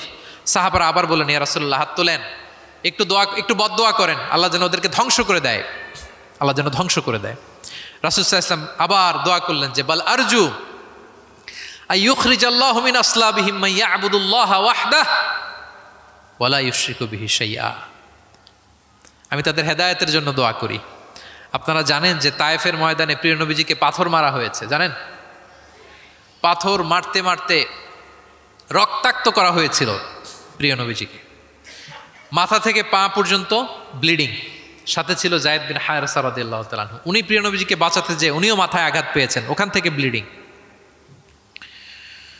এক খ্রিস্টান দাস কিছু আঙ্গুর নিয়ে আসলো প্রিয় নবীজির কাছে, যে আপনি তো অসুস্থ, ক্লান্ত শ্রান্ত, এটা খান। প্রিয় নবীজি বিসমিল্লাহির রহমানির রাহিম বলে আঙ্গুরটা নিল। ওই খ্রিস্টান দাসের নাম ছিল আদ্দাস। প্রিয় নবীজি যখন বললেন বিসমিল্লাহ, আদ্দাস বলে যে, বিসমিল্লাহ এটা আবার কোন শব্দ? এই তায়েফে আমি এতদিন ধরে আছি, কেউ তো খাবারের আগে বিসমিল্লাহ বলে না। মান আনতা, আপনি কে? তখন প্রিয় নবীজি বলেন, ওমান আনতা, তুমি কে? তো আদ্দাস বলে, আমি ক্রিশ্চিয়ান স্লেভ, আমি একজন খ্রিস্টান দাস। তো রাসূল সাল্লাল্লাহু আলাইহি ওয়াসাল্লাম বললেন, তোমার বাড়ি কই? বলে যে, মিন আহলি নিনাবি, আমার বাড়ি ইরাক। তো রাসূল সাল্লাল্লাহু আলাইহি ওয়াসাল্লাম বললেন, যেখানে ইউনুস নবীর বাড়ি, এবার খ্রিস্টান আরও অবাক যে আপনি ইউনুস নবীকেও চিনেন। রাসূল সাল্লাল্লাহু আলাইহি ওয়াসাল্লাম বললেন, আরে চিনব না মানে, ইউনুস তো আমার ভাই, সেও নবী আর আমিও নবী। ইউনুস যে নবী ছিল আলাইহিস সালাম, এই নবুয়তির ধারাবাহিকতার এই চেইনটাকে পূর্ণতা দিতে আল্লাহ তাআলা আমাকে পাঠিয়েছেন। খাতামুন নবিয়্যিন, seal of the all prophets. Addas অবাক হয়ে গেল। আদ্দাস রাদিয়াল্লাহু তাআলা আনহু ঠিক ওই জায়গায় এই খ্রিস্টান বালক রাসূল সাল্লাল্লাহু আলাইহি ওয়াসাল্লামের কাছে শাহাদা পড়ে মুসলমান হয়ে গেল। পাহাড় রক্ষী ফেরেশতারা এসে বললেন, ইয়া রাসূলুল্লাহ, আপনি বলেন তায়েফের দুই দিকের পাহাড় চাপা দিয়ে এমন এক কলাপস করে দিব, পুরো তায়েফবাসী মেসাকার হয়ে যাবে। রাসূল সাল্লাল্লাহু আলাইহি ওয়াসাল্লাম বললেন, না, তারা হয়তো ঈমান আনেনি, কিন্তু তাদের পরের জেনারেশন, তার পরের জেনারেশন, তাদের মধ্যে থেকে কেউ না কেউ থাকবে যারা পড়বে লা ইলাহা ইল্লাল্লাহ মুহাম্মাদুর রাসূলুল্লাহ। তাই হয়েছে। আমি গত সপ্তাহে উমরায় ছিলাম, একদিনের জন্য তায়েফ গিয়েছিলাম। মসজিদের অভাব নাই, ইসলামিক ইনস্টিটিউশনের অভাব নাই। প্রিয় নবীজির সেই দোয়া সত্যিই বাস্তবায়িত হয়েছে। তায়েফবাসী তখন ঈমান আনে নাই, কিন্তু এখন লক্ষ লক্ষ মুসলিম কালেমার পতাকাবাহী বীর সেনানী তায়েফের জমিনে আছে না নাই? আচ্ছা। শত্রুদের সাথে তিনি এমন আচরণ করেছেন। উহুদের ময়দানে রক্তাক্ত হয়েছেন, দাঁত ভেঙেছে, হেলমেট ভেঙে দন্দন মোবারক শহীদ হয়েছে বিশ্বনবীর। কিন্তু হেদায়েতের দোয়া করেছেন। তিনি বলেছেন, আল্লাহুম্মা হাদি কওমি ফা ইন্নাহুম লা ইয়ালামুন। আল্লাহ, আমার কওমকে আপনি মাফ করেন, ওরা চিনে নাই, বুঝে নাই। শুধু যে ক্ষমাই চাইছে আল্লাহর কাছে তা না, ওদের হয়ে এক্সকিউজ করতেছে। শুধু এতটুকু করলে হয়তো যে আল্লাহ ক্ষমা করে দেন, শুধু এতটুকুই না, আবার বলতেছে আল্লাহ ওরা বুঝে নাই। ছোট মানুষ ভুল করলে আমরা কি বলি? যে কেন ভুলটা করছে, কারণ বুঝে না। ওর হয়ে আমরা ওকালতি করি। তো প্রিয় নবীজি বলতেছেন, আল্লাহ তাদেরকে হেদায়েত দেন আমার কওমকে, কারণ ফাইন্নাহুম লা ইয়ালামুন, আমি যে নবী তারা চিনে নাই, তারা আমাকে চিনে নাই, তারা বুঝতে পারে নাই। এভাবে আল্লাহ রাসূল সাল্লাল্লাহু আলাইহি ওয়াসাল্লাম শত্রুদের সাথে যুদ্ধের ময়দানে আচরণ করেছেন। যুদ্ধের ময়দানে প্রিয় নবীজির কঠোর নির্দেশনা ছিল, খবরদার কোনো নারীর গায়ে হাত তুলবে না, কোনো শিশুর গায়ে হাত তুলবে না, কোনো বিধর্মী পাদ্রীর গায়ে হাত তুলবে না। যুদ্ধ থেকে বিরত আছে, নিউট্রাল, এমন কোনো মানুষের গায়ে হাত তুলবে না। আত্মসমর্পণ করে তোমাদের কাছে সিকিউরিটি চাচ্ছে, আত্মসমর্পণ করেছে, নিরাপত্তা চাচ্ছে, তাদের গায়ে হাত তুলবে না। ওই এলাকার গবাদি পশুর গায়ে হাত তুলবে না। কৃষিজ পণ্যকে ডিস্ট্রয় করবে না। যুদ্ধের ময়দানে এই নির্দেশনাগুলো বিষ্ণু ইসলাম দিয়েছেন, এবং এগুলোর কারণেই শত্রুরাও বিষ্ণু ইসলামের বন্ধুতে পরিণত হয়েছেন। আমরা জানি যে এলাকায় থাকতে দেয় নাই, তায়েফে গিয়েছে, থাকতে দেয় নাই, আত্মীয় স্বজন সহ mental torture, physical torture and what not, কি করে নাই কোরাইশরা। সেই কোরাইশদের কাছে যখন অষ্টম হিজরিতে বিজয়ীর বেশে তিনি গেলেন, থার থার করে কাঁপতেছিল কোরাইশরা যে হায় রে, আজকে তো গত এই কয়েক যুগের প্রতিশোধ মোহাম্মদ নিবে, রক্তের বন্যা বইয়ে দিবে আজকে মক্কায়। কিন্তু সবার দিকে তাকিয়ে বিশ্বনবী কি বললেন? লা তাসরিবা আলাইকুমুল ইয়াউম ইযহাবু ফাআনতুমুত তালাকা, যাও, আজকে ক্ষমা করে দিলাম। ভাই ভাইয়ের সাথে যে আচরণ করবে, আজকে আমি তোমাদের সাথে ওই আচরণ করলাম। সুবহানাল্লাহ বিহামদিহি। This was the character and behaviour of the last messenger Muhammad সাল্লাল্লাহু আলাইহি ওয়াসাল্লাম। সম্মানিত সুধী, তাহলে আমরা যেটা বুঝলাম, কোমল আচরণ দিয়ে আপনি যা অর্জন করতে পারবেন, কঠোর আচরণ দিয়ে, রূঢ় আচরণ দিয়ে, খারাপ ব্যবহার দিয়ে পারবেন? সবাই বলুন তো পারবেন? ব্যক্তি তার সুন্দর আচরণ দিয়ে খুব সহজেই অন্যের মাঝে প্রভাব বিস্তার করতে পারে। আমরা দেখেছি যে প্রিয় নবী শিশুদের সাথে, নারীদের সাথে, বন্ধুর সাথে, শত্রুর সাথে অমায়িক আচরণ করেছেন। এক্সাম্পলারি বিহেভিয়ার, অমায়িক আচরণ। আমরা যেন সেই আচরণের অধিকারী হতে পারি, আমরা যেন সেই ব্যবহারের অধিকারী হতে পারি। প্রিয় নবীজি যেমনি তার কোমল আচরণ দিয়ে, মার্জিত, পরিশীলিত, অমায়িক, মাধুর্যপূর্ণ আচরণ দিয়ে মানব মণ্ডলীর হৃদয় জয় করেছেন, আমরাও যেন আমাদের আচরণকে সেভাবে পরিশীলিত করতে পারি। আল্লাহ তাআলা আমাদের সবাইকে কথাগুলো বোঝার ও আমল করার তৌফিক দান করুক। আমি আবারও ঢাকা রেসিডেন্সিয়াল মডেল কলেজের কর্তৃপক্ষকে এরকম চমৎকার একটি প্রোগ্রামের আয়োজন করবার জন্য ধন্যবাদ জানাই, এবং মাননীয় হুইপ মহোদয় সময় করে এসেছেন, ওনাকে আমি আন্তরিক শুভেচ্ছা এবং মোবারকবাদ জানিয়ে, এবং শিক্ষার্থী বন্ধুদেরকে আবারও প্রাণঢালা শুভেচ্ছা ভালোবাসা জানিয়ে আমার সংক্ষিপ্ত আলোচনা এখানেই শেষ করছি। হাযা মা ইনদি ওয়াল ইলমু ইনদাল্লাহি আলাইহি তাওয়াক্কালতু ওয়া ইলাইহি উনীব। ওয়াসসালামু আলাইকুম ওয়া রাহমাতুল্লাহি ওয়া বারাকাতুহু।